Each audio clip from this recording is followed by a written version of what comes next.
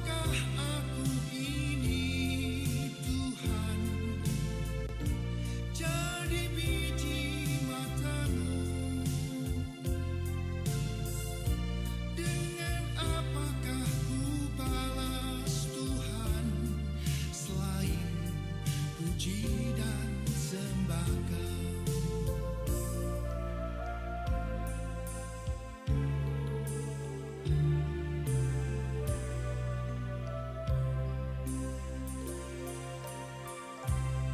Kasih setiamu yang ku rasakan lebih tinggi dari langit biru. Kebaikanmu yang telah Kau nyatakan lebih dalam dari lautan. Berkat-Mu yang telah ku terima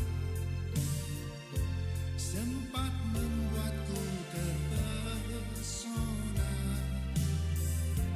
Apa yang tak pernah kupikirkan, itu yang Kau sediakan bagiku. Siapakah aku ini Tuhan, jadi biji matamu. Dengan apakah ku balas Tuhan, selain puji dan sembah Kau. Siapakah aku ini Tuhan, jadi biji matamu. Dengan apakah ku balas Tuhan, selain puji dan sembah Kau. Siapakah aku ini Tuhan, jadi biji matamu. Dengan apakah ku balas Tuhan, selain puji dan sembah Kau. Siapakah aku ini Tuhan, jadi biji matamu. Dengan apakah ku balas Tuhan, selain puji dan sembah Kau. Selain puji dan sembah Kau. Selain puji dan sembah Kau.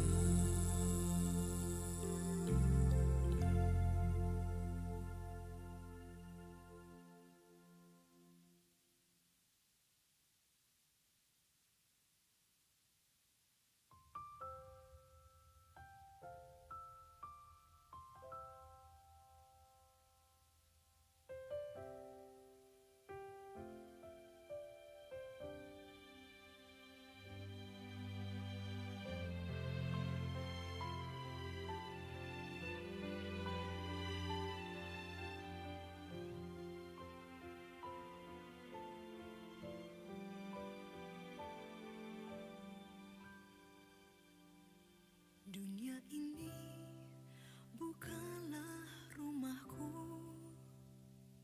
Semua yang ada hanya sementara. Tak ada satupun yang dapat ku bawa saat ku kembali padanya. Ku sadari singkat hidup ini seperti embun pagi yang datang dan pergi. Selama ku hidup, senangkan hatimu. Ku yakin kembali padamu. Janji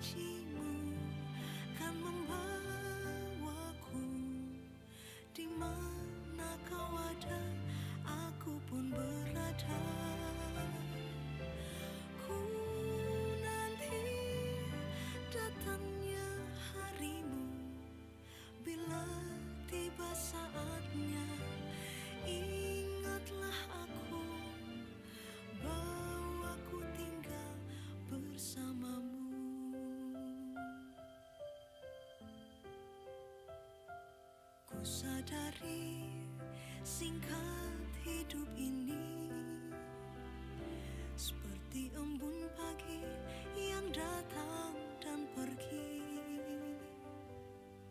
Selama ku hidup, senangkan hatimu, ku yakin kembali padamu. Janjimu kan membawaku, di mana kau ada, aku pun berada. Ku nanti datangnya harimu, bila tiba saatnya, ingatlah aku, bahwa ku tinggal bersamamu.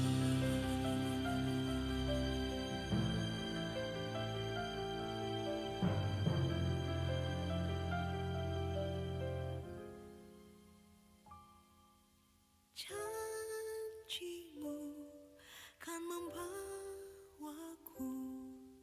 di mana kau ada, aku pun berada. Ku nanti datangnya harimu, bila tiba saatnya, ingatlah aku, bahwa ku tinggal bersamamu. Bila tiba saatnya, ingatlah aku, bahwa ku tinggal bersamamu.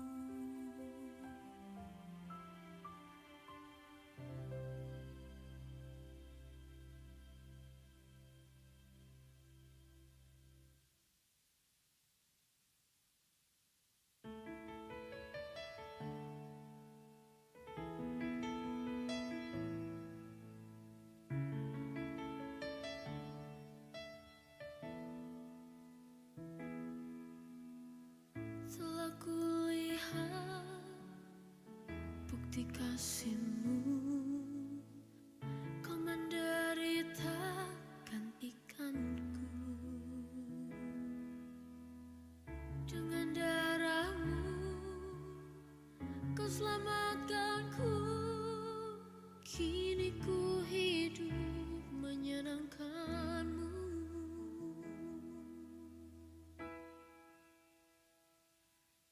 Terlalu besar kasih-Mu Bapa, pengorbanan yang Kau berikan bagiku. Terlalu mahal darah-Mu Yesus, tercurah untuk menebus hidupku.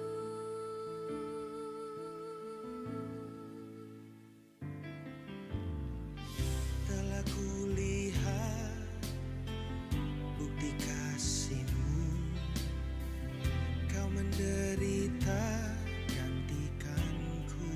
Kau gantikan Dengan darah-Mu Kau selamatkanku. Kini ku hidup menyenangkan-Mu. Terlalu besar kasih-Mu Bapa, pengorbanan yang Kau berikan bagiku. Terlalu mahal darah-Mu Yesus, tercurah untuk menebus hidupku.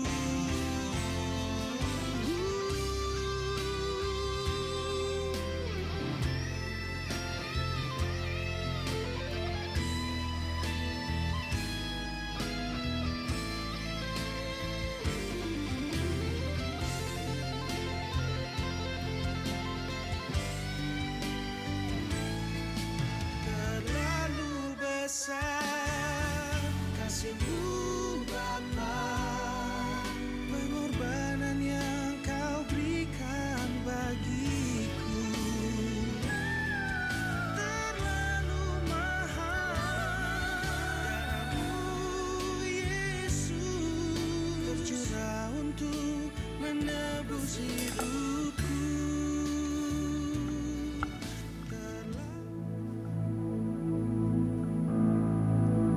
Puji nama Tuhan. Selamat pagi Bapak Ibu Saudaraku. Shalom. Kita semua ada dalam keadaan yang baik. Hari ini kita boleh beribadah kembali, semua karena anugerah Tuhan. Pagi hari ini mari bersama-sama kita membuka hati. Kita datang kepada Tuhan membawa korban syukur kita yang terbaik. Dan saya percaya Tuhan hadir di tengah-tengah kita. Kita tundukkan kepala bersama Bapak Ibu Saudaraku. Satu hati kita akan berdoa. Terima kasih Tuhan. Pagi hari ini kami boleh datang kembali di rumah-Mu dalam keadaan yang baik, keadaan yang sehat. Kami bisa beribadah kembali, semua karena anugerah Tuhan, karena kasih Tuhan yang selalu Tuhan perbaharui setiap hari. Pagi hari ini Tuhan, kami rindu membawa korban syukur kami, dan biarlah setiap hati kami dilimpahi dengan ucapan syukur. Semua karena Engkau. Terpujilah nama Tuhan kekal untuk selama-lamanya. Di dalam nama Tuhan Yesus. Yang siap bersyukur menyembah Tuhan, katakan sama-sama. Amin. Buka hati kita Bapak Ibu. I am here because of your grace. I am here because of your love, Lord Jesus. I am so thankful for your grace abounds to me. Katakan, I am here because of your grace. I am here because of your love.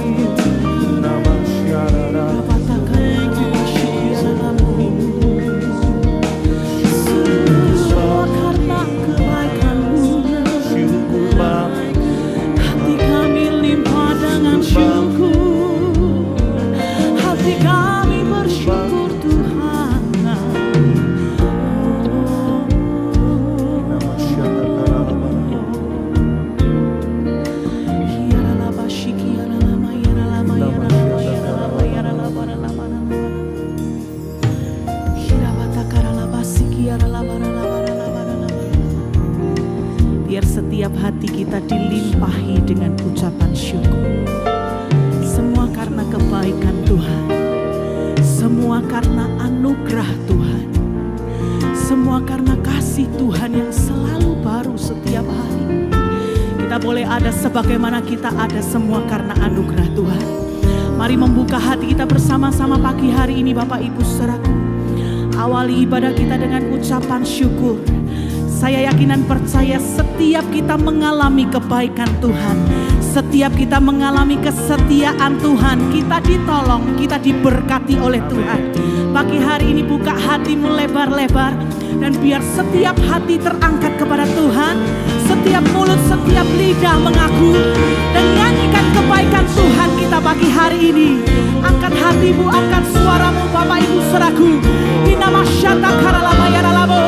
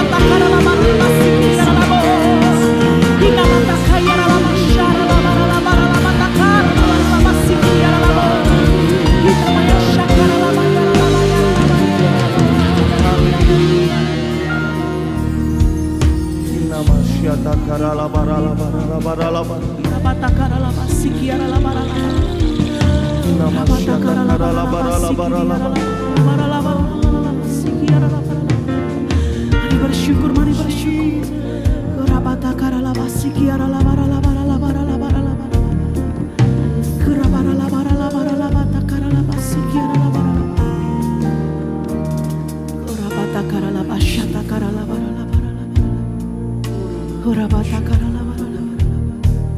Berkat kesehatan kami terima,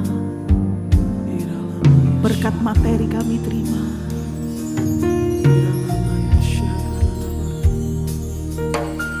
berkat di dalam keluarga kami terima.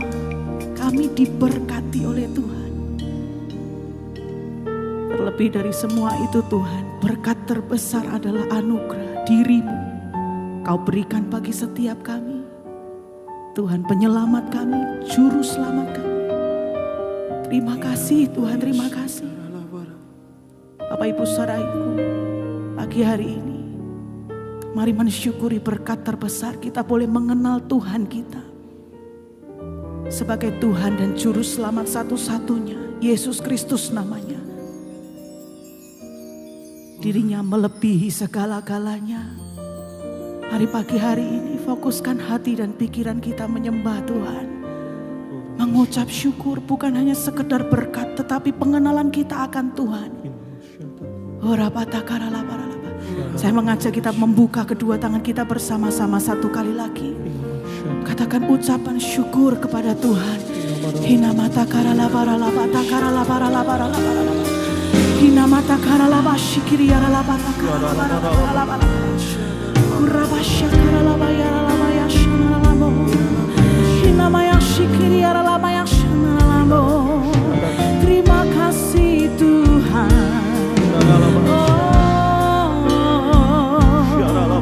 Bukan hanya sekedar berkat, tapi kami punya Engkau, Yesus,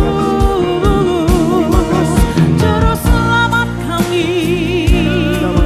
Hati kami bersyukur, terima kasih Tuhan.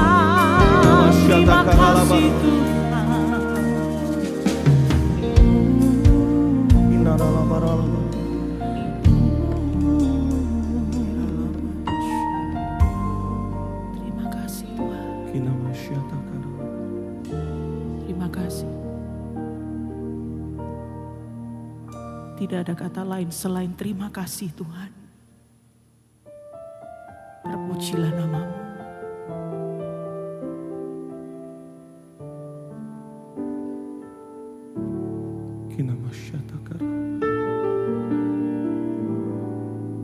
Hidup kami ini adalah berkat dari Engkau Tuhan. Biarlah pagi hari ini ibadah kami ini Tuhan boleh memberkati Engkau dengan pujian kami, dengan ucapan syukur kami Tuhan. Sebab kami tahu kami punya Allah yang sangat baik. Engkau teramat baik dalam hidup kami Tuhan. Terimalah pujian kami pagi hari ini Tuhan. Dengan apa kan ku balas segala kebaikan-Mu? Segenap hatiku menyembah-Mu Yesus. Ku bersyukur padamu. Dengan apa kan ku balas segala kebaikan-Mu? Segenap hatiku menyembah-Mu Yesus. Ku bersyukur padamu selamanya. Mari pujikan lagu ini bersama. Kau Allah yang setia, Bapa yang mulia, katakan kasih-Mu besar Tuhan. Kau pulihkan hidupku Tuhan.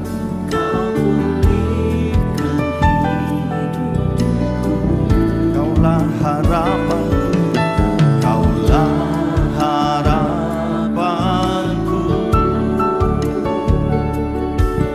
Hidupku dalam-Mu. Katakan terima kasih. Terima kasih Tuhan. Kau selamatkan hidupku. Bersama dengan apa kan ku balas segala kebaikan-Mu. Segenap hatiku menyembah-Mu Yesus. Ku bersyukur padamu. Dengan apa kan ku balas segala kebaikan-Mu? Segenap hatiku menyembah-Mu Yesus. Ku bersyukur padamu selamanya. Satu kali lagi pujikan. Kau Allah yang setia, Bapa yang mulia,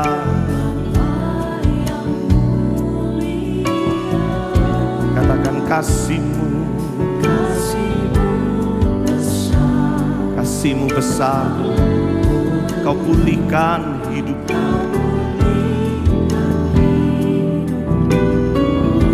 Kaulah harapanku, Kaulah harapanku. Hidupku. Mari sama-sama angkat tangan kita tinggi, katakan terima kasih. Kau mendengar pujian kami pagi hari ini Tuhan. Kau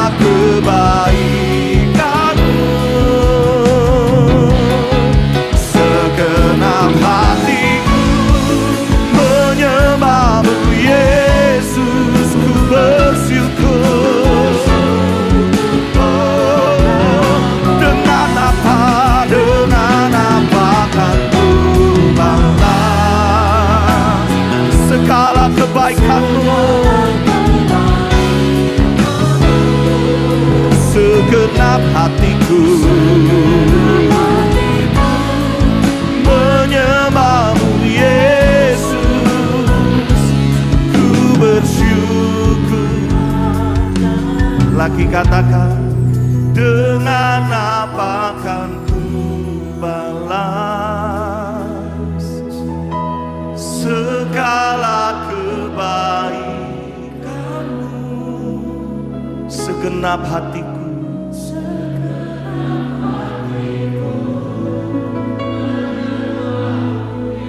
Kami bersyukur kepadamu Tuhan. Satu kali lagi Bapak Ibu katakan, dengan apa kan ku balas segala kebaikanmu, segenap hatiku.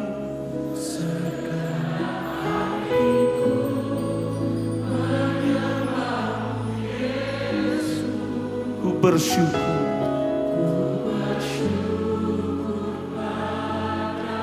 Segenap hatiku, segenap hatiku,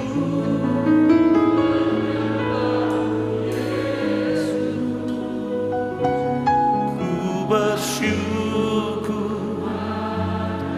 Satu kali lagi katakan, segenap hatiku menyembahmu Yesus, ku bersyukur padamu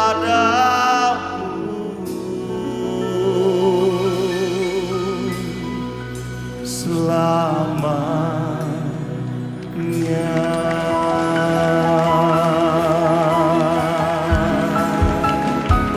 Sorak-sorai yang jauh lebih meriah lagi bagi Tuhan kita. Haleluya. Mari pagi hari ini kembali angkat suaramu, bersyukurlah kepada Tuhan. Sebab Dia baik, kasih setianya untuk selama-lamanya bagi kita semua Bapak Ibu Saudara. Kinamasyata karalambu, kami menyembahmu, kami bersyukur buat kasih-Mu.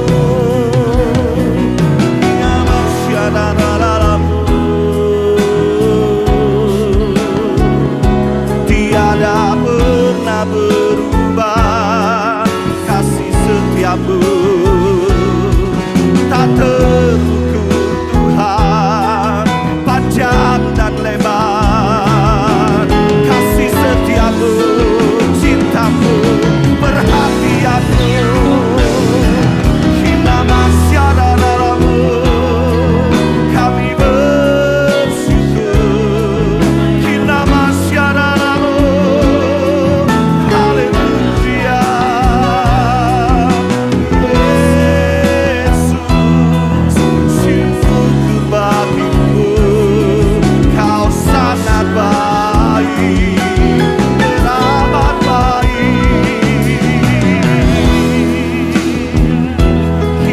Kinamasyadaramu, kami menyembahmu, kami memuji namamu. Kinamasyadaramu, syukur bagimu, syukur bagimu. Kinamasyadarabaralabaralabaralabar, kinaralabaralabaralabar,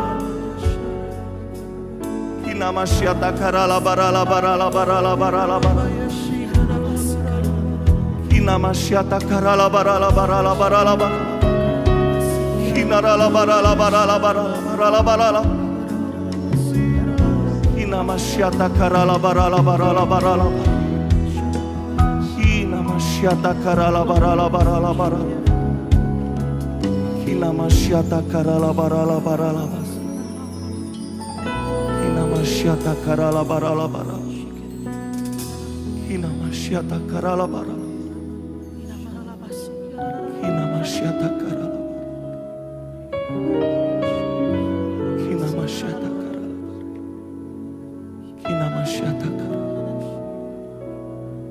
Bukankah Dia Bapa kita yang sangat baik, Bapak Ibu Saudaraku?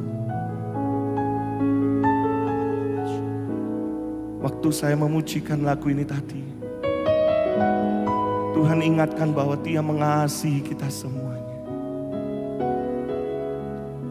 Kalau ada kita yang sudah mulai undur dari Tuhan, kalau ada yang kita mulai jauh dari Tuhan, mari ingat kembali kasih mula-mula kita kepada Tuhan. Betapa Dia mengasihi dan cintanya itu tidak pernah berubah bagi engkau dan saya. Dia mengasihi kita semua. Dia memelihara setiap kehidupan kita. Sudahkah kita menyenangkan hati Tuhan? Saya rindu setiap waktu saya mengawali melayani Tuhan di tempat ini, saya selalu berkata, Tuhan, biarlah melalui hidupku boleh mempermuliakan nama-Mu. Saya rindu mengajak mari bersama Bapak Ibu Saudaraku, Kau yang baik ibadah secara onsite maupun secara online, mari rubah sikap hati kita waktu kita datang kepada Tuhan. Ibadah bukan tentang diri kita sendiri, tetapi semuanya untuk Tuhan. Menyenangkan Tuhan, memuliakan nama Tuhan, meninggikan nama Tuhan. Melalui setiap penyembahan kita, melalui setiap nyanyian suara kita, melalui setiap permainan musik kita. Apapun yang kita lakukan dan kita kerjakan saat ini, mari semuanya persembahkanlah yang terbaik bagi Tuhan. Tidak ada lagi waktunya untuk diri kita sendiri, Bapak Ibu Saudaraku.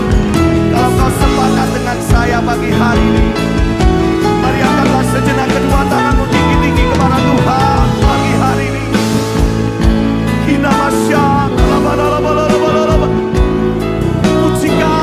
Pujikan kepada Dia. Yesus, yang terbaik kami rindu persembahkan kepada-Mu.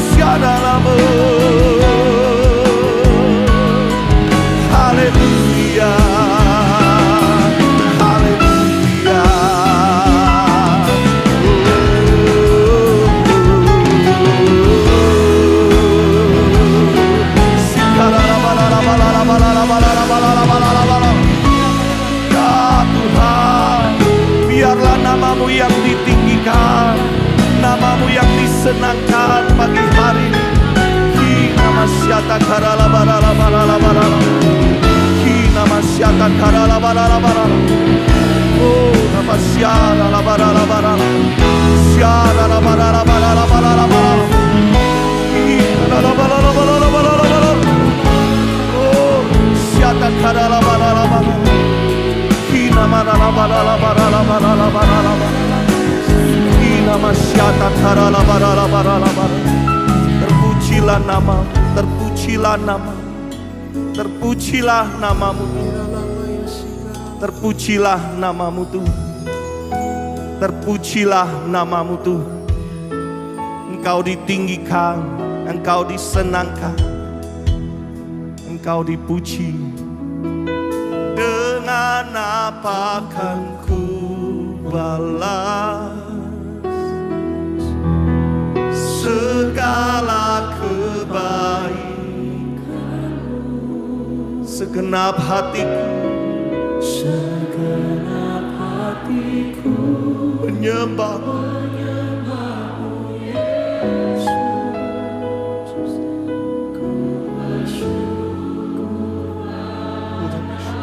Lagi katakan, dengan apakan ku balas segala kebaikan?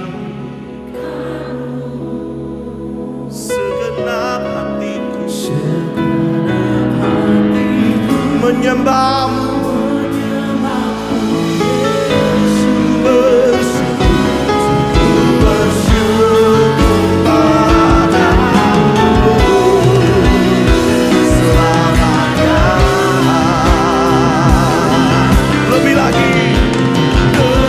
apakan ku balas segala kebaikanmu?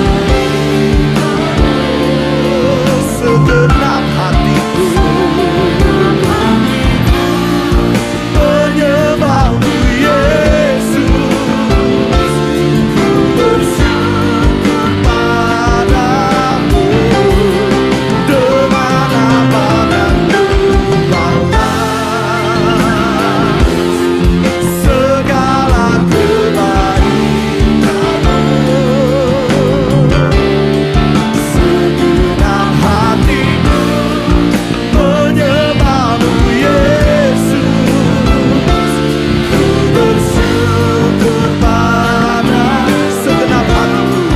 Segenap hatiku menyembahmu Yesus, ku bersyukur pada segenap hatiku menyembahmu Yesus, ku bersyukur padamu selamanya.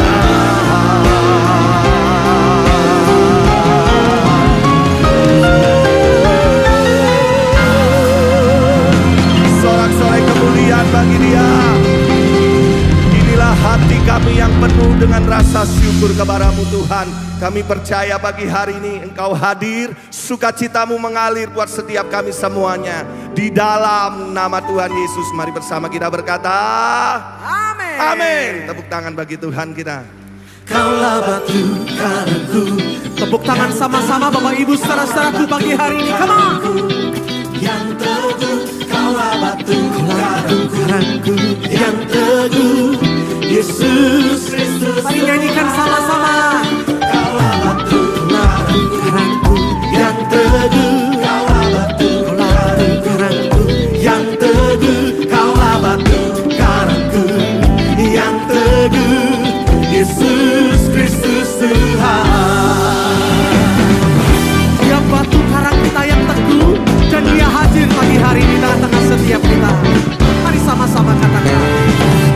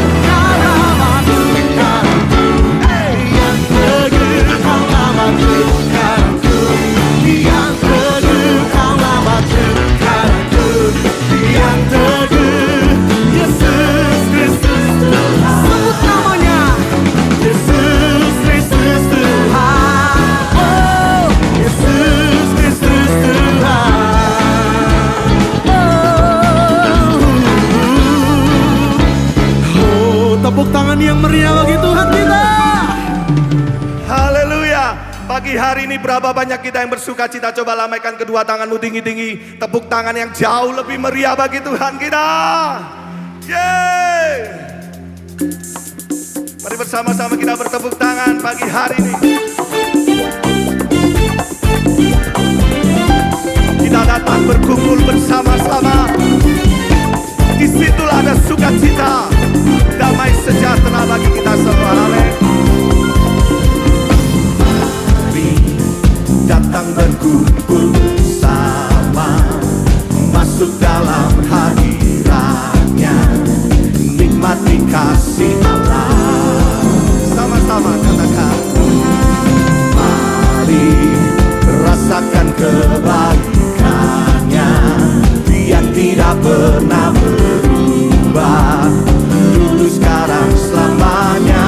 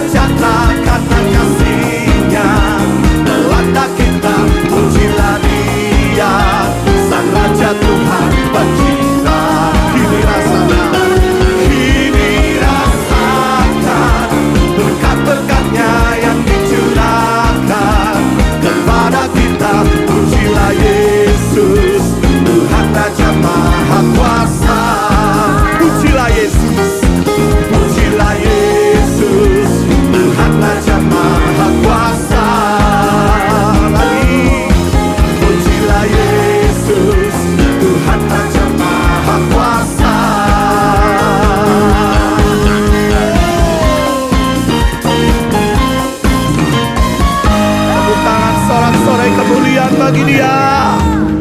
Kita semuanya di tempat ini ditentukan sebagai pemenang, bahkan lebih dari pemenang. Yang percaya katakan yes. Yes. Sorak-sorai jauh lebih meriah lagi bagi Tuhan kita Yesus yang memberikan kita kemenangan. Mari semangat Bapak Ibu Saudaraku. Everybody say. Lebih dari pemenang dalam segala perkara. Oh, bisa dikalahkan oleh kuasa darahnya. Siapa di pihak kita?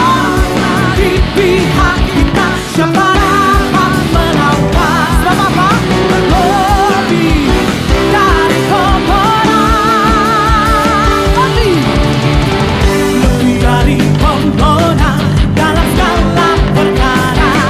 Oh, bisa dikalahkan oleh kuasa darahnya. Jika Allah di pihak kita, siapa dapat melawan? Sebab kita lebih dari pemenang. Hey, haleluya. Kita telah pastinya Yesus Raja sepanjang raja. Haleluya. Mari bangkit gerejanya. Kita lebih dari pemenang. We are more than conquerors. Semua katakan sama-sama lagi. Lebih dari pemenang dalam segala perkara, men. Bisa dikalahkan oleh kuasa darahnya. Jika Yesus di pihak kita, siapa dapat melawan? Kita lebih dari pemenang. Semua haleluya. Kita telah pastinya Yesus Raja sepanjang raja. Haleluya. Bangkitlah gerejanya. Kita lebih dari pemenang. Semua yang percaya berkemenangan, ayo kepalkan tangan kita bersama-sama. Kita deklarasikan sama-sama. Kita lebih dari pemenang. Mana suaranya? Kita lebih dari pemenang. Kita lebih dari pemenang. Saya lebih dari pemenang. Jika Allah di pihak kita, siapa dapat melawan? Oh, kita lebih dari pemenang. Haleluya. Kita telah pastinya Yesus Raja segala raja. Haleluya. Bangkitlah gerejanya. Kita lebih. Satu kali lagi Bapak Ibu Saudaraku. Dua tangan yang lambaikan sama-sama. Kita telah pastinya Yesus Raja segala raja. Haleluya. Bangkitlah gerejanya. Kita lebih dari pemenang. Kita lebih dari pemenang. Katakan saya lebih dari pemenang. We are more than conquerors. Sorak-sorai bagi Dia. Yes. Satu kali lagi tepuk tangan yang paling meriah buat Tuhan kita Yesus, sumber kemenangan kita. Silakan duduk kembali Bapak Ibu Saudaraku.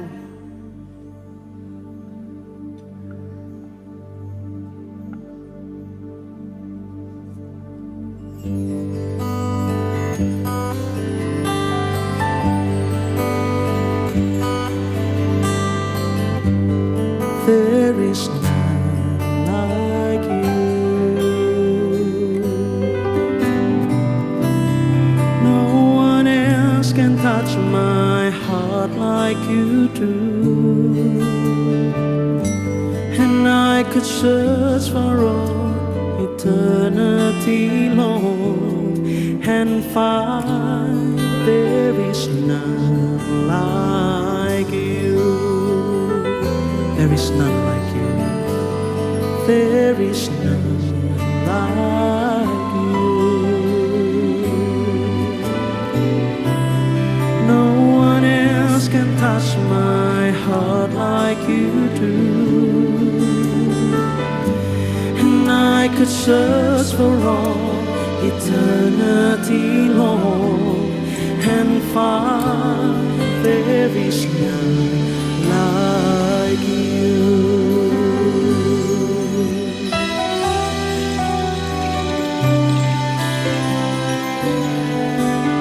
Your mercy flows.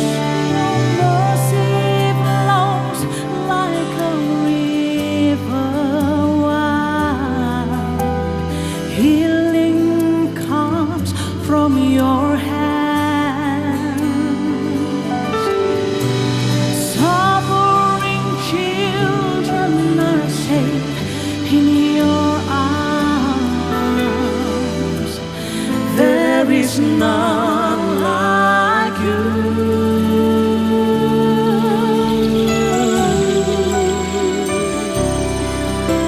Katakan tiada seperti kau. Tiada seperti kau yang telah menjamah segenap hatiku. Tak seorang pun di dalam hidup ini seperti kau Tuhan. Kasih-Mu seperti sungai mengalir. Kuasa-Mu menyembuhkan kami pagi hari Kuasa-Mu ini Tuhan. menyembuhkan. Air mataku Engkau hapus. Mari sama-sama angkat tangan kita Bapak Ibu saudara-saudaraku, katakan tiada seperti kau. Oh, tiada seperti kau yang telah menjamah segenap hatiku. Tak seorang pun, tak seorang pun di dalam hidup ini seperti kau Tuhan. Kita bangkit berdiri bersama-sama Bapak Ibu saudaraku. Tiada seperti kau. Oh, tiada seperti kau. Sungguh tiada seperti-Mu Tuhan. Tak seorang pun di dalam hidup ini seperti kau Tuhan. Tak seorang pun, tak seorang pun di dalam hidup ini seperti kau, seperti kau, seperti kau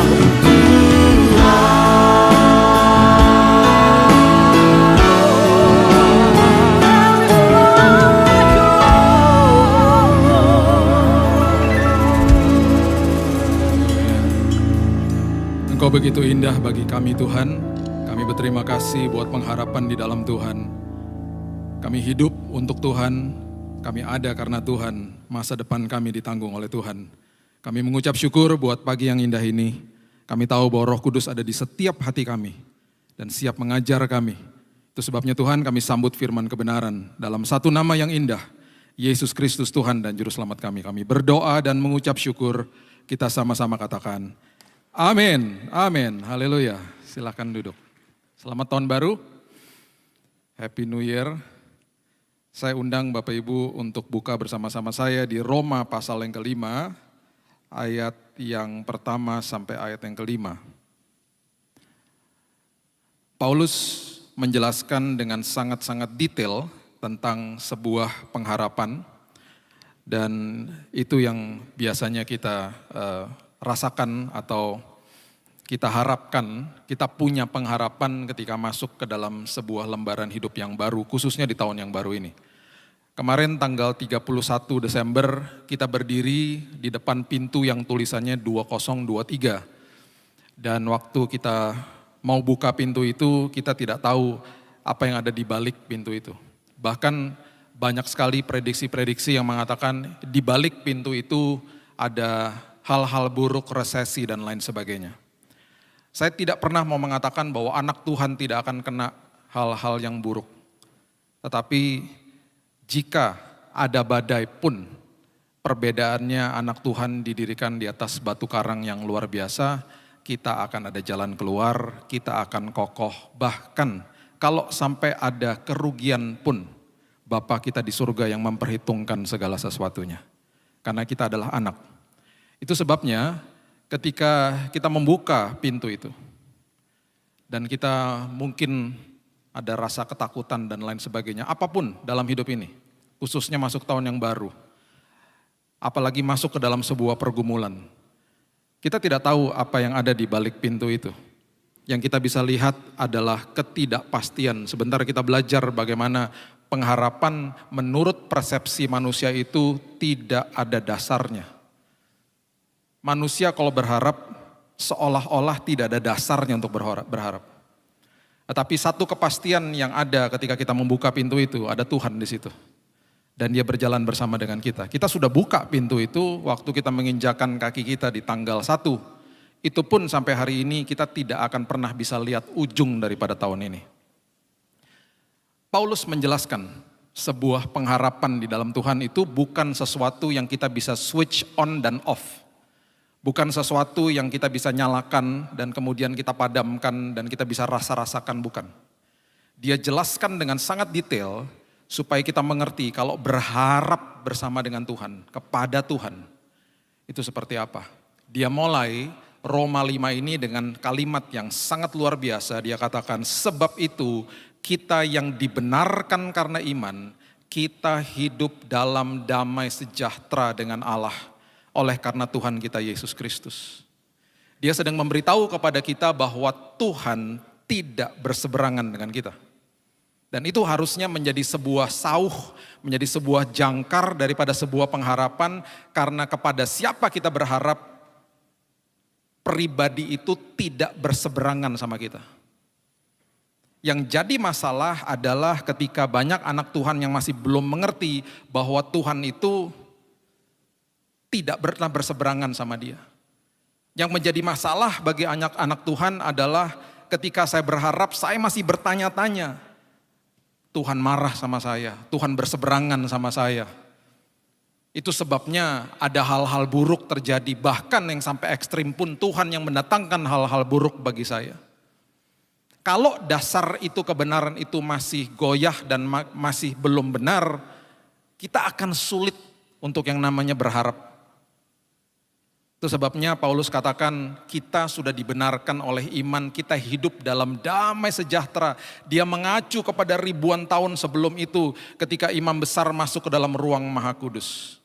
Dimulai dari kemah yang saat itu kemah Musa, yang ada pelataran, ada ruang kudus dan ruang Maha Kudus. Dan bahkan manusia dipisahkan daripada Tuhan pada saat itu. Itu sebabnya jangan sampai peristiwa-peristiwa itu masih kita rasakan dan kita percayai pada hari ini.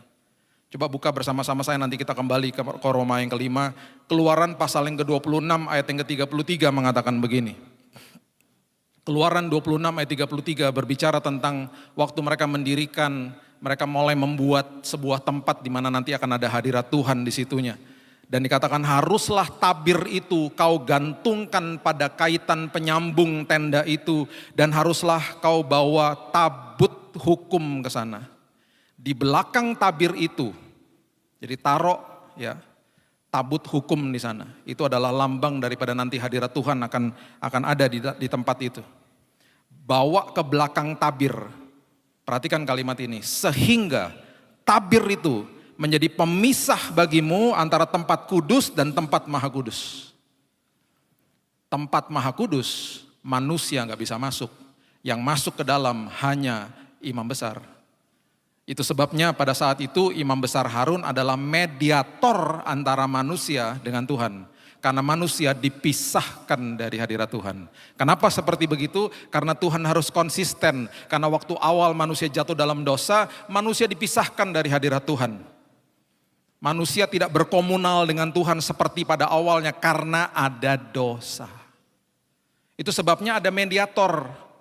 Dan ruang maha kudus itu adalah ruangan yang ironis sebenarnya. Sudah maha kudus tapi juga ruangan yang sangat mengerikan bagi sang imam besar. Karena kalau dia tidak kudus dia bisa mati di dalam situ ketika dia mengadakan sebuah upacara atau prosesi di hari pendamaian yang terjadi setahun sekali. Di Atonement Day. Jelas-jelas Alkitab mengatakan ada pemisahan antara manusia dengan Tuhan. Dan Paulus karena dia tahu banyak manusia yang hidup di dalam Taurat, dia katakan pengharapanmu adalah kepada Tuhan yang tidak lagi berseberangan denganmu. Karena Yesus hadir menjadi imam besar kita, memercikan darahnya sendiri, bahkan bukan sekedar memercikan, mencurahkan darahnya. Dan itu adalah hari pendamaian di mana manusia diperdamaikan sekali dan untuk selama-lamanya. Imam besar melakukan itu setahun sekali. Tahun depannya harus lakukan lagi. Tapi Yesus melakukan sekali dan untuk selama-lamanya. Itu sebabnya Ibrani 6 ayat 19. Ini adalah ayat yang luar biasa. Ibrani ada kemungkinan ditulis oleh Paulus. Sampai hari ini kita tidak tahu penulis daripada kitab Ibrani. Ada kemungkinan kalau kita membaca kalimat demi kalimat. Kalau menurut saya ada kemungkinan besar Paulus yang menuliskan kitab Ibrani. Dikatakan pengharapan Ibrani 6 ayat 19. Pengharapan itu adalah sauh yang kuat dan aman bagi jiwa kita. Pengharapan adalah sebuah sauh yang kuat, jangkar yang kuat bagi iman dan jiwa kita. Yang telah dilabuhkan sampai, perhatikan kalimat ini, ke belakang tabir.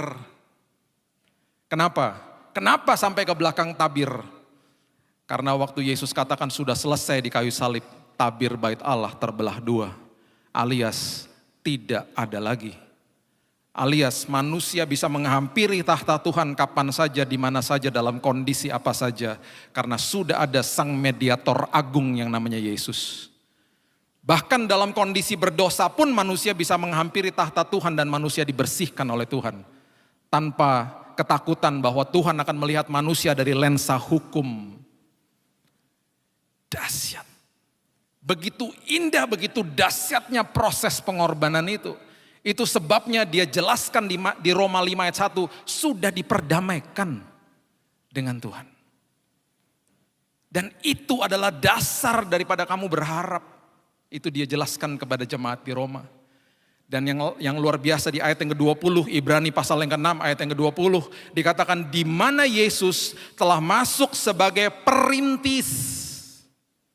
Ini dahsyat kata-kata ini. Sebagai perintis bagi kita ketika ia menurut peraturan Melkisedek menjadi imam besar sampai selama-lamanya. Perintis bahasa Inggrisnya adalah forerunner. Forerunner bahasa Yunaninya adalah prodromos. Yang artinya adalah orang yang kerap kali di dalam sistem kerajaan. Dia lari ke dalam kota, dia katakan raja akan datang, raja akan datang. Itu namanya forerunner. Itu adalah arti daripada kata perintis. Di mana nanti setiap rakyat akan kemudian membanjiri tepi jalanan karena raja akan lewat.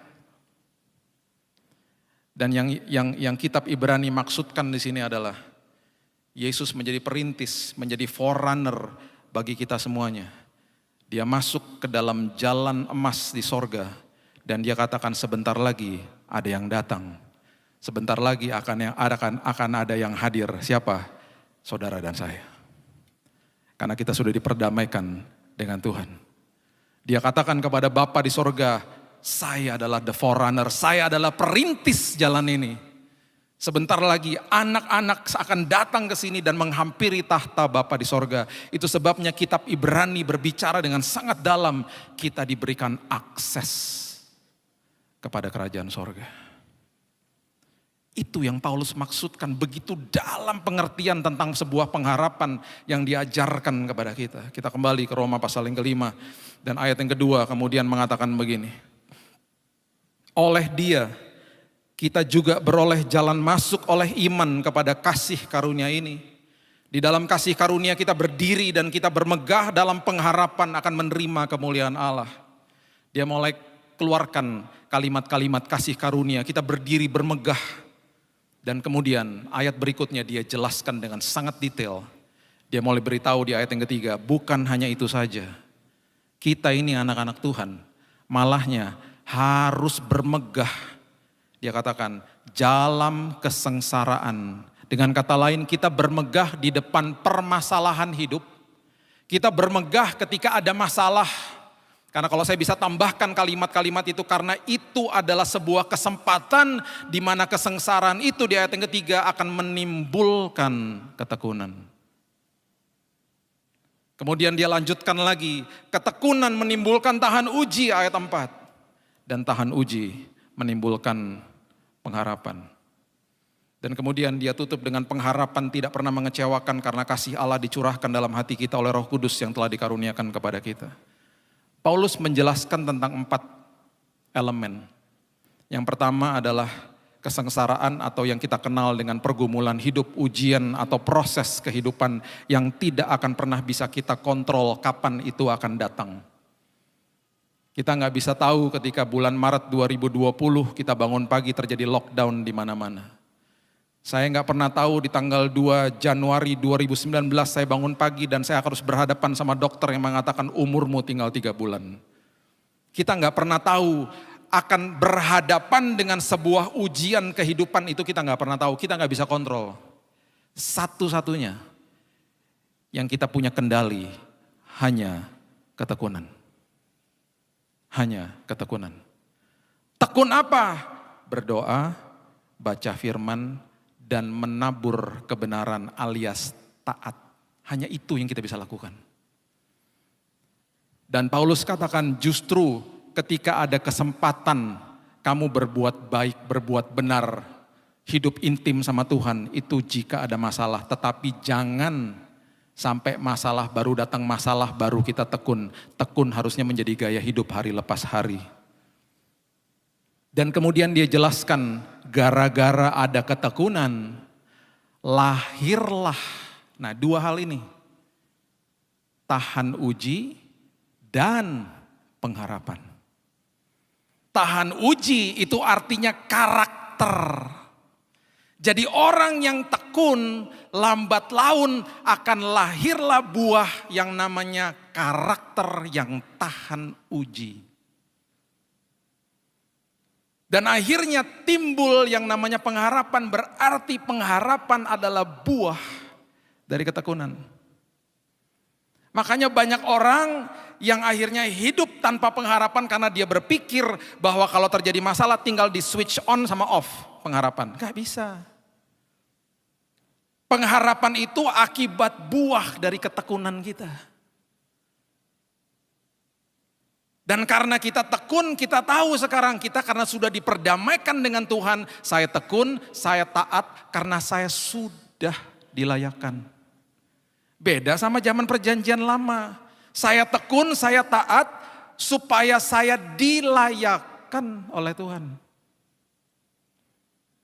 Makanya Paulus mau mulai dengan kita sudah diperdamaikan dengan Tuhan. Dia mulai jelaskan dengan sangat gamblang, dia jelaskan. Dan dia mulai katakan, dia mulai jelaskan ini satu persatu. Kita taat, kita tekun karena kita sudah dilayakkan oleh Tuhan. Jadi berarti ketika kita menghidupi kehidupan kekristenan kita taat sama Tuhan. Itu ketaatannya merdeka. Dan lambat laun timbullah sebuah karakter yang tahan uji. Dan pengharapan yang merupakan buah daripada ketekunan. Roma 4 ayat 18 mengatakan begini. Roma 4 ayat 18. Sebab sekalipun tidak ada dasar untuk berharap. Ini persepsi manusia. Nanti kita lihat persepsinya Tuhan. Tidak ada dasar untuk berharap. Namun Abraham berharap juga dan percaya bahwa ia akan menjadi bapak banyak bangsa menurut yang telah difirmankan, demikianlah banyaknya nanti keturunanmu. Apa dasar manusia untuk berharap? Gak ada. Di depan mata kita gak ada dasar untuk berharap. Kita pernah bahas di tempat ini bagaimana dari kita lahir sampai nanti kita menutupkan mata di bumi ini, kita tidak akan pernah lihat Tuhan secara fisik. Dan kita harus berjalan dan kita harus dengan iman percaya tahu bahwa Tuhan tidak pernah meninggalkan kita. Penyertaan Dia tidak pernah gagal, tidak pernah sedetik pun Dia tinggalkan kita. Itu sebabnya pemazmur selalu mengingatkan kita, when you are awake, saya suka dengan kalimat itu. I am still there. Ketika engkau bangun, aku masih ada. Dengan kata lain, pemazmur lagi memberitahu kepada kita, sebelum tidur Dia ada, selagi tidur Dia ada, waktu bangun Dia masih ada, karena Dia tidak pernah tinggalkan kita. Dan saya katakan berkali-kali, jangan menilai hadirat Tuhan itu dengan perasaan. Sesekali perasaan dan emosi kita tersentuh, kita bisa menangis karena ada hadirat Tuhan, tetapi hadirat Tuhan harus dinilai dengan iman. Karena seringkali perasaan kita, emosi kita tidak rasakan hadirat Tuhan karena apa yang kita lihat adalah masalah di dalam dunia ini. Itu sebabnya berjalan di dalam tahun ini, walaupun yang kita lihat masalah, sadarlah bahwa kita berpegangan dengan raja atas segala raja, sumber atas segala sumber yang tidak pernah sedetik pun meninggalkan kita. Itu sebabnya Abraham berharap juga dan percaya, walaupun gak ada dasar untuk berharap. Ini yang biasanya manusia bertanya kepada Tuhan, karena ini yang Abraham alami. Ibrani pasal yang ke-11 ayatnya yang ke-8 mengatakan begini. Ibrani pasal yang ke-11 ayat yang ke-8. Karena iman Abraham taat.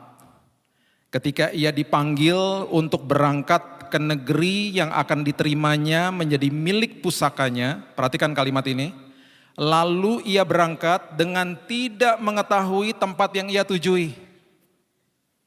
Lalu kita anak-anak Tuhan membuka pintu 2023 tanpa tahu tempat yang kita akan tujui. Tuhan memberikan arah kepada Abraham. Tuhan tidak memberitahu kota di mana ia akan tujui. Abraham berasal dari kota namanya Ur di daerah Mesopotamia sana. Dia berangkat ke arah Yerusalem tanpa mengetahui kota yang ia tujui. Ribuan tahun setelah itu terjadi lagi hal yang serupa ketika para Majus di Matius pasalnya yang kedua, kalau Bapak Ibu membaca dengan sangat seksama, orang Majus pun tidak tahu ketika mereka berangkat, ketika mereka harus berangkat ke arah Yerusalem, mereka harus ujungnya sampai di Bethlehem. Mereka nggak tahu. Para Majus ketika berangkat hanya tahu bahwa ada kerajaan Herodes di Yerusalem. Di situ baru mereka mendapatkan sebuah konfirmasi bahwa tujuan mereka adalah Bethlehem. Ketika para ahli Taurat membuka gulungan-gulungan kitab Nabi pada hari itu. Karena mereka semuanya kebingungan ketika para rombongan Majus datang. Mereka tanya, mana raja yang baru dilahirkan? Bingunglah mereka. Herodes juga bingung, pasti yang ditanya keluarganya. Emang ada yang baru lahir yang nanti akan cikal bakal menggantikan posisi saya? Semua gak bisa jawab. Bahkan Yerusalem pun terkejut ditanya sama seluruh masyarakat. Dan ketika tidak mendapatkan jawaban, dipanggilnya para ahli Taurat untuk membuka kitab gulungan kitab nabi-nabi yang ada mungkin nubuatan yang mengacu tentang hari itu. Dan puji Tuhan, itulah Tuhan. Di dalam perjalanan 2023, sama seperti Majus, dipertemukan dengan kerajaan Herodes. Walaupun dia keji, walaupun dia tidak benar hidupnya, tetapi gara-gara dia ketemu di situ, para ahli Taurat dipanggil dan akhirnya mereka membuka kitab gulungan kitab-kitab, mereka menemukan kitab Mika pasal yang kelima ayat yang kedua yang mereka katakan, di Bethlehem telah lahir bagi kita seorang raja. Di 2023, Tuhan akan pertemukan kita dengan orang yang tepat dan dengan kesempatan yang tepat untuk membawa kita kepada tujuan hidup ini. Itu Tuhan. Dia bisa pakai segala dan apapun dan siapapun untuk membawa kebaikan bagi hidup kita masing-masing. Kita nggak akan bisa lihat ujungnya. Itu sebabnya saya katakan berkali-kali kan firman Tuhan adalah pelita bagi langkah kita, bukan lampu sorot yang kita bisa lihat ujungnya. Karena Tuhan mau kita berjalan bersama Dia, hanya melihat setapak demi setapak dan senantiasa mengatakan terima kasih Tuhan, hari ini sudah lewat, besok lewat lagi ya Tuhan, sama-sama lagi ya. Supaya apa? Iman kita terstimulasi. Itu Tuhan. Nikmat dan ngeri-ngeri sedap memang kalau jalan sama dia. Itu Tuhan. Tanpa mengetahui tempat yang ia tujui. Bapak Ibu sudah tahu waktu saya sakit di 2019. Saya masuk ke dalam kondisi krisis. Itu berhari-hari. Dan saya gak pernah lupa di momen itu ketika anak pertama saya masih di bangku SMA dan harus menghadapi ujian akhir. Karena saya sakit di bulan Januari, saya dirawat mulai bulan Januari. Di akhir semester itu, anak saya yang pertama berhadapan dengan ujian akhir SMA, anak saya yang kedua berhadapan dengan ujian akhir SD saat itu. Semua kami melewati padang gurun bersama-sama. Dan setiap kali dia datang ke rumah sakit di hari Jumat, Sabtu, Minggu, dia selalu bawa tasnya dia dengan semua buku-buku dan juga laptop untuk belajar di samping saya. Dan setiap kali dia datang, dia belajar, dia ketiduran sepanjang hari dia di sana. Saya masuk ke dalam kondisi krisis di mana istri saya pun waktu videoin saya, ngelihatnya aja mengerikan karena mata sudah putih, darah putih sudah sampai titik nol, di mana badan saya mengalami sepsis, inflamasi akut dan lain sebagainya. Itu selalu terjadi antara Senin sampai Kamis. Dan ketika anak saya datang itu selalu Jumat, Sabtu, Minggu. Dan ketika masuk Jumat, Sabtu, Minggu, kok bisa? Saya dalam kondisi yang oke-oke saja. Setelah melewati beberapa minggu, saya mulai lihat patternnya. Saya bilang sama istri saya, jangan kasih tahu si kakak bahwa saya dalam kondisi krisis berkali-kali. Saya pesan sama suster-suster, jangan dikasih tahu. Karena dia sedang belajar menghadapi ujian akhir. Singkat cerita, mujizat terjadi. Saya disembuhkan dan di bulan Mei 2019, waktu saya keluar dari rumah sakit, saya mendapatkan email dari rektor dari Biola University dari Los Angeles, California, Amerika. Salah satu sekolah yang anak saya ngelamar, sekolah Kristen, universitas yang sangat baik. Dia katakan, berdasarkan hasil ujian, kami menawarkan paket beasiswa yang sangat besar. Kirim anaknya dan kami juga menawarkan tempat untuk bekerja bagi dia kalau dia mau kerja di kampus. Sebelum dia berangkat, saya ngaku sama dia, Kak, beberapa kali saya dalam kondisi krisis. Dia nangis, dia katakan kenapa saya tidak dikasih tahu. Di situ saya katakan bukan saya tidak mau kasih tahu, Tuhan yang tidak kasih tahu. Di situ kemudian kita mengutip dan saya mengutip kepada dia Roma 8 ayat 28 yang dimulai dengan kata-kata yang sangat-sangat luar biasa.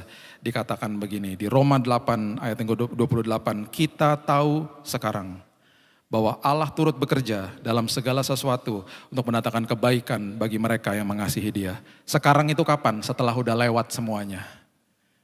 Setelah sudah lewat semuanya kita bisa katakan aku tahu sekarang bahwa Allah turut bekerja dalam segala sesuatu mendatangkan kebaikan bagi saya. Waktu lagi lewat masalahnya kita gak bisa lihat kebaikan Tuhan yang kita lihat masalah. Dan kita berteriak kepada Tuhan, mau kemana Tuhan? Dan Tuhan diam. Tuhan diam bukan berarti dia tidak memelihara kita, dia diam karena dia sedang kerja. Dia sedang merangkaikan perkara indah untuk kita. Sehingga di akhir tahun ini nanti kita bisa deklarasi ayat yang sama. Aku tahu sekarang bahwa Allah turut bekerja dalam segala sesuatu mendatangkan kebaikan bagi aku. Saya baru kembali beberapa minggu yang lalu. Karena di tanggal 16 Desember kemarin anak saya itu wisuda. Dia menyelesaikan sekolahnya dalam waktu 3,5 tahun. Dia sedang bekerja di sana sebelum saya tinggalkan dia di sana. Kami berempat berpelukan. Kami deklarasi kembali ayat ini. Kita tahu sekarang bahwa Allah turut bekerja dalam segala sesuatu. Mendatangkan kebaikan. Tidak usah takut masuk ke dalam tahun yang baru. Berharap kepada Tuhan yang merupakan raja atas segala raja. Sumber atas segala sumber. Dan pengharapan di dalam Tuhan tidak pernah mengecewakan. Yang kedua, ketika Abraham akhirnya berangkat, dia tiba di dalam sebuah tempat yang akhirnya dia transit di tempat itu. Dikatakan di Ibrani 11 ayat yang ke-9, dikatakan karena iman ia diam di tanah yang dijanjikan itu, seolah-olah di suatu tanah asing, dan di situ ia tinggal di kemah dengan Ishak dan Yakub yang turut menjadi ahli waris. janji yang satu itu. Perhatikan ayat yang ke-10. Ini pertanyaan yang kedua biasanya. Setelah kemana Tuhan kita tanya, kapan Tuhan? Kapan Tuhan sampainya Tuhan? Mereka transit. Dan kalimat ini adalah kalimat yang mementahkan apa yang menjadi persepsi manusia. Yaitu manusia selalu katakan tidak ada dasar untuk berharap. Ayat yang ke-10 daripada Ibrani 11 mengatakan sebab ia menanti-nantikan kota yang mempunyai dasar. Yang direncanakan dan dibangun oleh Allah. Walaupun seolah-olah di depan kita gak ada dasar untuk berharap.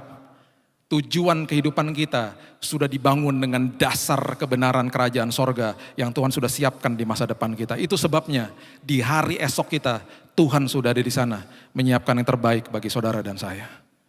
Jadi mungkin kita berteriak pada hari ini, sampai kapan Tuhan ini berlangsung? Daripada kita berdoa begitu, kita lebih baik berdoa, Tuhan terima kasih. Waktumu, kairosmu itu yang pasti tepat bagi aku. Lukas pasalnya yang ke-10, ayatnya yang ke-42, mengatakan begini tentang Yesus kepada Maria. Karena Maria terus duduk di kaki Yesus. Dia katakan begini, tetapi hanya satu saja yang perlu. Hanya satu yang perlu, gak ada yang lain yang lebih perlu. Maria telah memilih bagian yang terbaik, gak ada yang lebih baik daripada itu. Kemudian dia katakan lagi, tidak akan bisa diambil daripadanya. Udah paling penting, kemudian tidak ada yang lebih baik daripada itu, dan ada sesuatu yang tidak bisa diambil daripadanya. 3 hal Yesus katakan kepada Maria. Kenapa? Karena setelah Maria duduk di kakinya, bahkan Maria melumuri kakinya dengan rempah-rempah, minyak narwastu. Beberapa hari setelah itu Yesus naik ke kayu salib.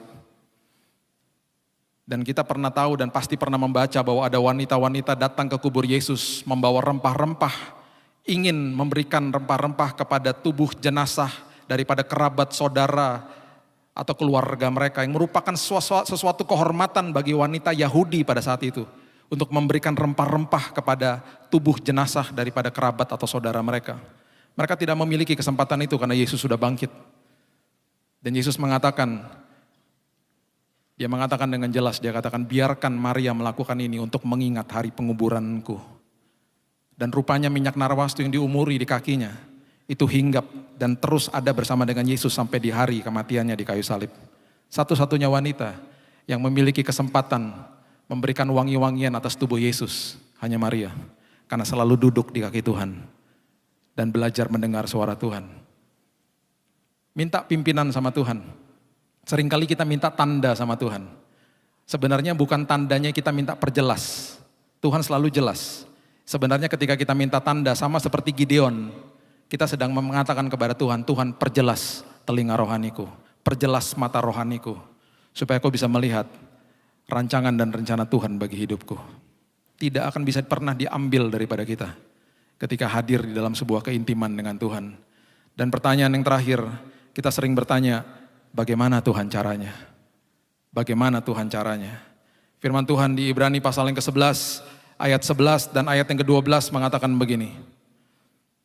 Karena iman, ia juga dan Sarah beroleh kekuatan untuk menurunkan anak cucu, walaupun usianya sudah lewat. Perhatikan kalimat ini, karena ia menganggap Tuhan, menganggap dia yang memberikan janji itu setia. Ketika kita bertanya, bagaimana Tuhan? Ingat janji Tuhan dan sang pemberi janji itu setia. Itulah sebabnya ayat berikutnya. Maka dari satu orang, malahan orang yang telah mati pucuk, terpancar keturunan besar seperti bintang di langit dan seperti pasir di tepi laut yang tidak terhitung banyaknya. Abraham berusia 100 tahun dan Sarah berusia 91 tahun ketika Ishak lahir. Bagaimana Tuhan? Bagaimana Tuhan? Mau kemana? Kapan, bagaimana? Saya mendarat di kota Los Angeles tanggal 13 Desember. Dan sebelum tiba, saya sudah booking mobil untuk disewa karena kami membawa koper. Dan gak muat mobil anak saya karena terlalu kecil. Saya sudah sewa, sudah masuk di aplikasi. Kemudian sampai di airport, anak saya bawa saya ke tempat rental car. Sampai di sana orangnya pandai berbicara, karena dia orang sale. Dia katakan mobil yang Bapak mau, gak ada Pak. Saya bilang, loh kok gitu? Ya nggak ada. Karena sistemnya salah dan lain sebagainya. Ya udah, yang ada apa? Dia katakan ini ada Pak. Dia mulai kasih tahu harga-harganya.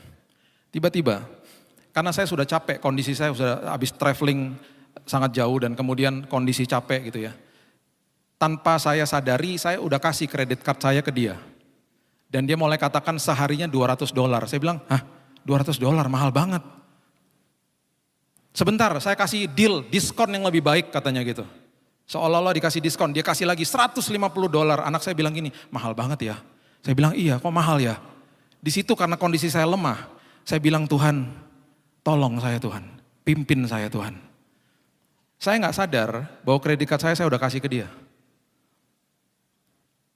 Dan kemudian tiba-tiba, habis saya berdoa, dia tanya sama saya.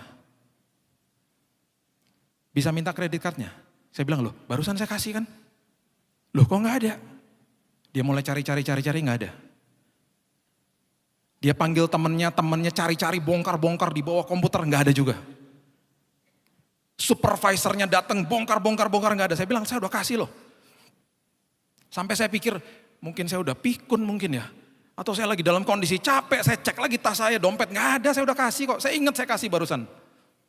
Sampai anak saya minta izin, boleh nggak saya masuk ke countermu belakang bantuin cari? Oh boleh. Sampai anak saya nyari, 4 orang nyari. Karena nggak ketemu, saya segera telepon banknya, saya blokir kartunya. Dan saya bilang ya udah nggak jadi ya, saya pergi. Waktu saya keluar, anak saya masuk aplikasi dan bilang, Dad ini ketemu deket sini, cuman kira-kira 200 meter ada mobil harganya cuma $60. Dan itu harga yang sah, harga yang normal.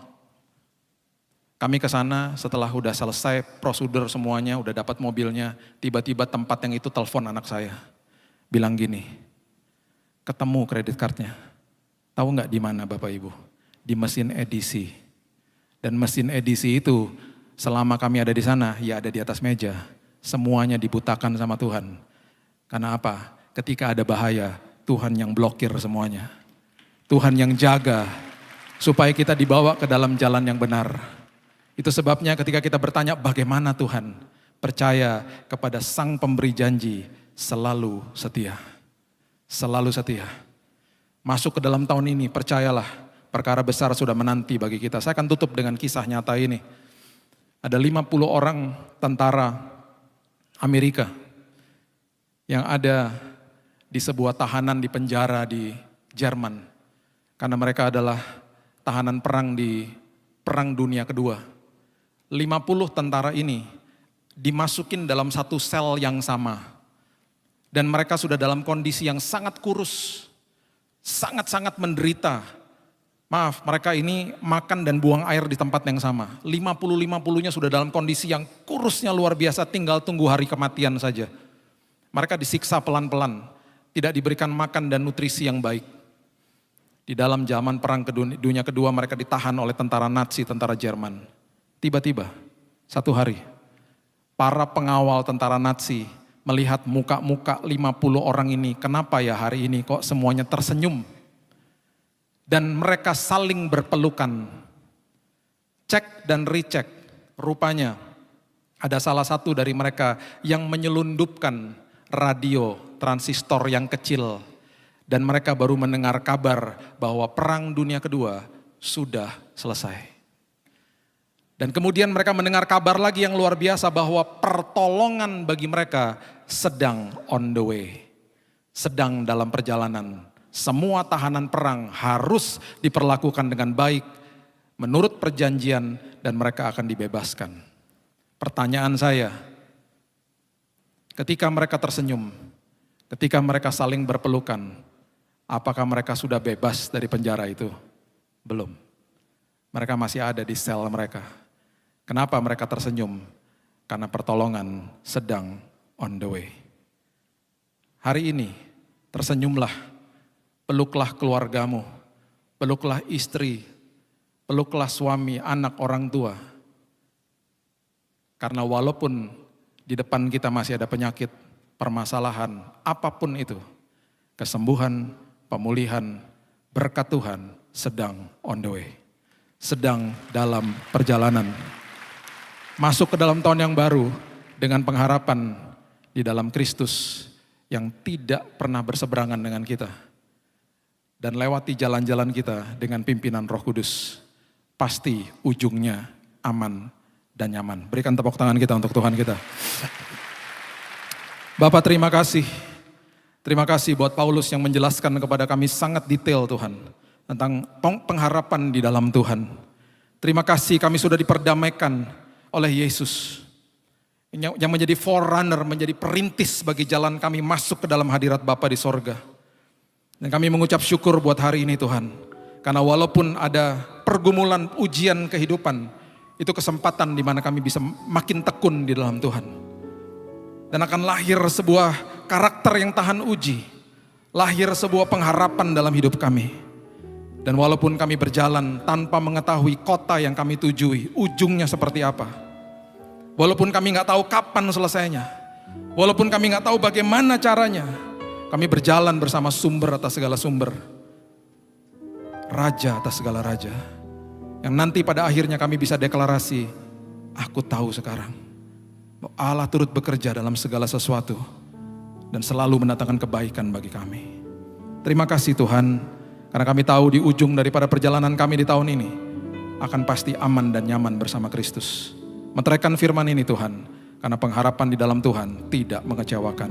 Dalam nama Tuhan Yesus, kami berdoa dan mengucap syukur. Kita sama-sama katakan, amin. Tuhan berkati.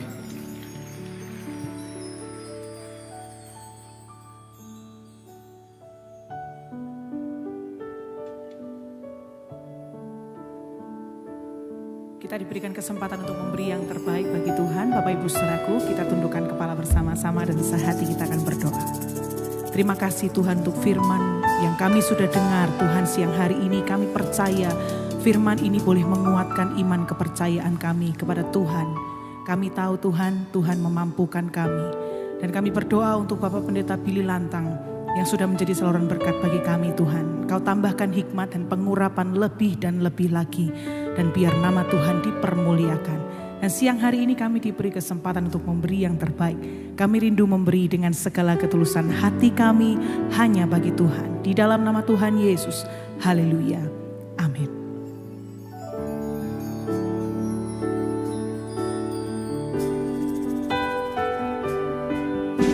Ku naikkan syukur padamu Yesus. Ku sembah sujud kepadamu Tuhan, di hadapan tahta kemuliaan-Mu ku tinggikan, ku agungkan selamanya. Naikkan syukur padamu Yesus, ku sembah sujud kepadamu Tuhan, di hadapan tahta kemuliaan-Mu ku tinggikan, ku agungkan selamanya. Segala puji syukur bagimu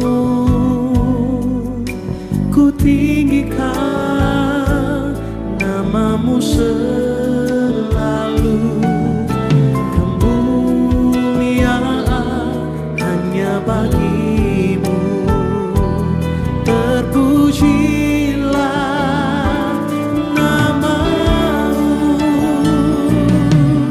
Segala puji syukur bagimu ku tinggikan, namamu selalu.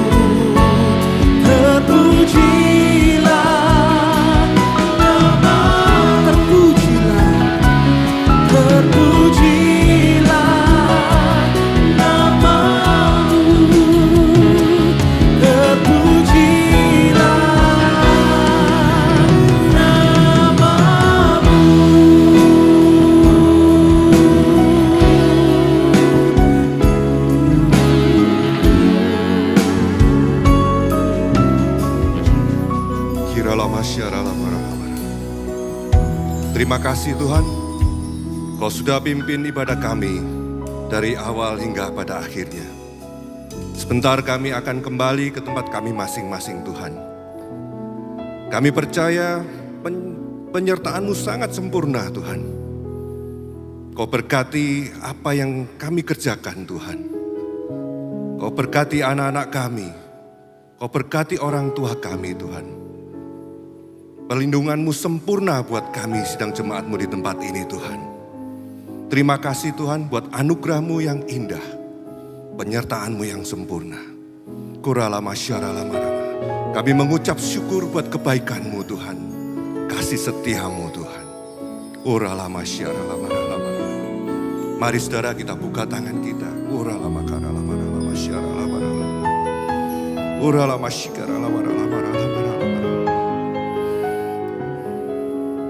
Dan sekarang sidang jemaat yang terkasih, pulanglah dalam damai sejahtera dan terimalah berkat anugerah dari Allah Bapa, damai sejahtera dari Tuhan Yesus Kristus, serta penyertaan Roh Kudus yang selalu menyertai, membimbing bahkan memberkati kita semua, mulai dari sekarang sampai selama-lamanya.